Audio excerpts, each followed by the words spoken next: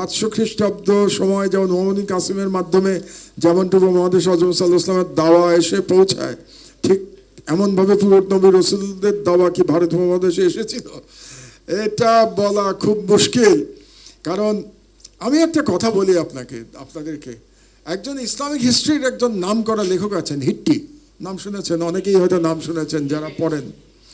তো হিট্টি একটা কথা খুব চমৎকার বলেছে যে নবী রসুলদের মধ্যে হযরত মুহাম্মদ সাল্লাল্লাহু আলাইহি ওয়াসাল্লাম ইজ দ্য অনলি পারসন যার পুরো ইতিহাস লিপিবদ্ধ আছে। আমি কি বুঝাতে পারলাম আমি কি বলতে চাচ্ছি? তার মানে একমাত্র নবী, একমাত্র রসুল যার সব কিছু জানে, দুনিয়া জানে। আর সকল নবীদের কাহিনী কিন্তু সেইভাবে লিপিবদ্ধ নাই। কাজেই আমরা ইসলামের ইতিহাস নিয়ে যেভাবে কনফিডেন্সের সাথে কথা বলতে পারি সেটা অন্য নবীদের ব্যাপারে বলাটা কঠিন।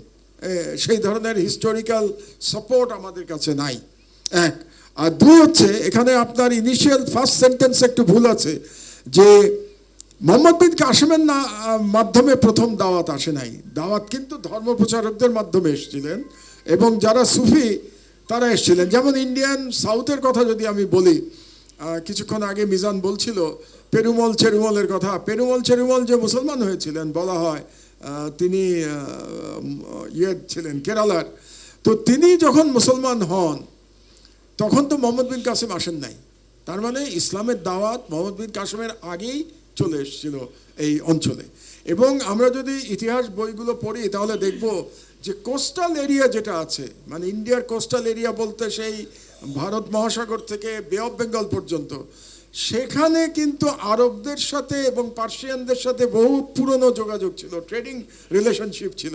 কাজে ইসলামের দাওয়াত শুধু মোহাম্মদ বিন কাসিমের মাধ্যমে আসে নাই। মোহাম্মদ বিন কাসিমের মাধ্যমে যেটা এসেছিল, এটা আমার একটা ল্যাঙ্গুয়েজ আছে, আমি বলি পলিটিক্যাল ইসলাম। এই জেনারেলদের মাধ্যমে যেটা এসেছিল সেটা রিলিজিয়ন না, সেটা এসেছিল পলিটিক্যাল ইসলাম।